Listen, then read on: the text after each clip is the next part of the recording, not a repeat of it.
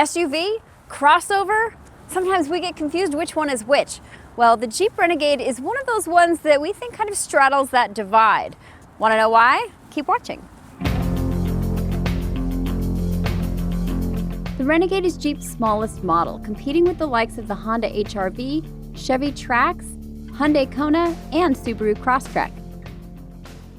Traditionally, crossovers were built on car chassis, where SUVs rode on those of trucks. Now, even the most rugged SUVs have unibody construction. So for our purposes, I'm going to say that it's really an SUV is anything that does a little bit better on dirt. The Renegade is one such SUV. It just really depends on how you order it. It's no Wrangler, but its tough and boxy design reminds us of that icon. Its two-wheel drive platform is based on a Fiat, but if you opt for a four-wheel drive model, especially in Trailhawk form, the Renegade has respectable off-road cred.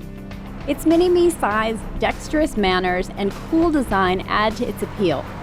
The Renegade fits in small spaces and makes for a great city car.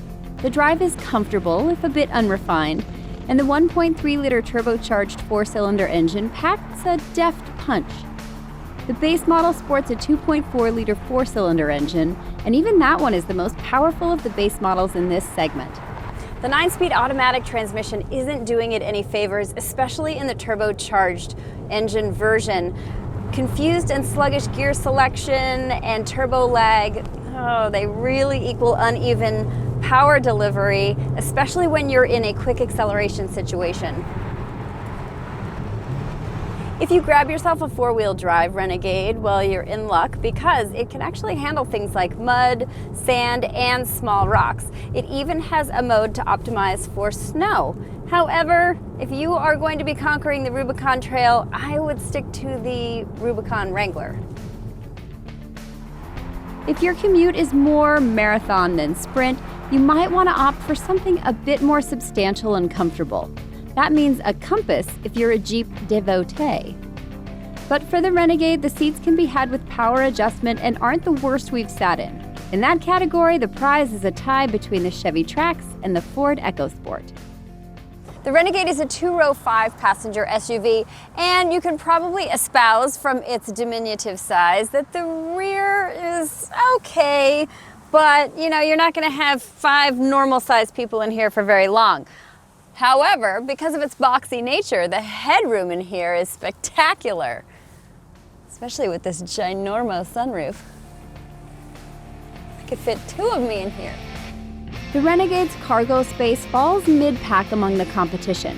One cool party trick, though, the front passenger seat folds down to accommodate long items. Overall, the interior of the Renegade is pretty well laid out. The seating position is really adaptable for a lot of different size drivers, and you can really get elevated so you have a lot of nice visibility. Now, for the rest of the utility, it's good, including Jeep's Uconnect system, which really elevates things in here. Apple CarPlay and Android Auto are available. Sadly, they are not standard across all trims. You're either going to have to upgrade or move to the Latitude trim. To not having those standard, I say look out for a newbie like the Chevy Trailblazer, which is a bit bigger, offers Apple CarPlay and Android Auto, and tons of standard safety features that you can't get here for less than 20 grand. Round headlights? Check. 7-slotted vertical grille? Check. Rugged looks? Check. Short overhangs for rock crawling? Check. The 2020 Jeep Renegade looks like its namesake, but with plenty of modern urban touches. Although this cool X tail light feature is actually inspired by the historical X in Army jerry cans from World War II. We love Jeep's Easter eggs. There's another one if you look really closely. Jeep's Renegade comes in 4 main trims: Sport, Latitude, Trailhawk, and Limited. The least expensive Renegade Sport includes the basics like power windows, air conditioning, 16-inch wheels, and cruise control. The basic infotainment system is as tiny as the Renegade itself with a 5-inch touchscreen. Adding the Uconnect 7.0 group package or stepping up to the Latitude trim may not be the worst idea you've had. That also includes features like dual-zone climate control, illuminated vanity mirror, second row USB port, and a premium wrapped steering wheel. The most off-road worthy and toughest looking Renegade is the Trailhawk, and it really bests everything else out there in this category with four-wheel drive and a low-range crawl setting. The Trailhawk also includes terrain select with rock mode and hill descent control, skid plates, and tow hooks. The top-of-the-line Renegade Limited trim include things like power-adjusted seat, leather interior, heated steering wheel and seats, and remote start. That's right here. All trims can be optioned with active safety and driver assistance systems like automatic emergency braking, lane departure warning, and adaptive cruise control. These are important, but they're not standard, and unfortunately for Jeep, most of the competitors offer them as such.